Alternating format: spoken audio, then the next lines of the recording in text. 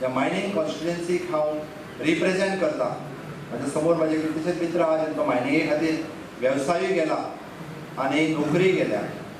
हांव कंटिन्युअसली म्हणजे मायनिंगांतल्या म्हाज्या म्हणजे जे मायन ओनर आसा तांचे कडेन कंटिन्युअसली उलयत आसा की हो विशय म्हाका सर्वतोपरी पयलीं सोडप आनी जाता तितके बेगीन पावलां उचलून, कारण लोकांच्या उदरनिर्वाहाचो प्रश्न आसा तो सोडोवपा खातीर हांव कटिबद्ध आसा आनी जाता तितक्या बेगीन तोय विशय सुट्टलो हाजी म्हाका खात्री आसा.